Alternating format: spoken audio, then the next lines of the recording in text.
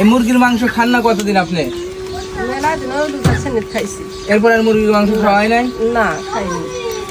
ধরেন এটা কি বলেন তো? আটা। এটা মুড়ি।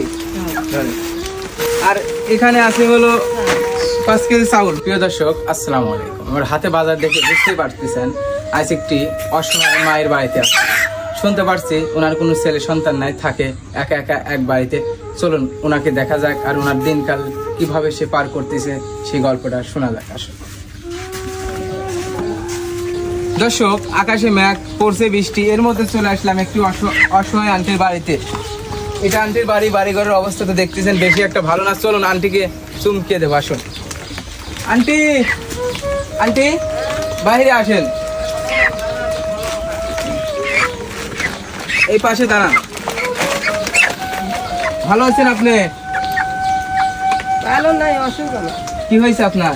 আমার কাছে প্যারালাইসিস ছিল, আমি কিছু পাইনি, ভাত পাইনি, আমি অবৈ থাকি না খাই।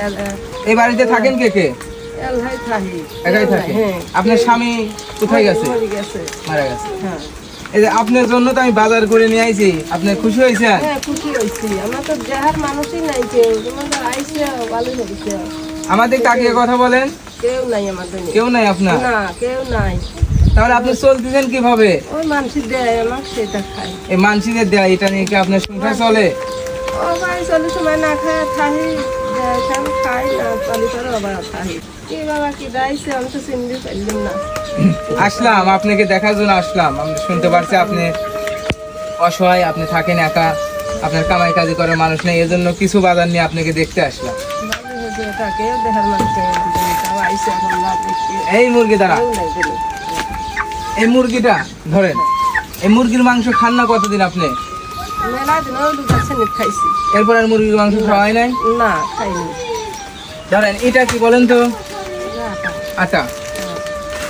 এটা মুড়ি। ধরেন এটা কি বলেন তো?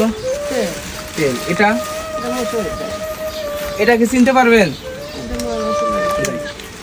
আর এখানে আছে হলো 5 কেজি চাউল। মুঠ এখানে রাখেন, মুঠ এখানে রাখেন।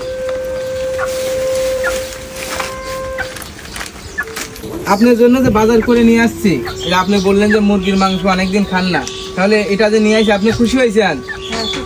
কতটুকু খুশি হয়েছেন? খুশি হয়েছি, কিন্তু দেহের মানুষ নাই, তাও আইসে আমার দেখে আমি আইসে খুশি হয়েছি। হাসি দেন।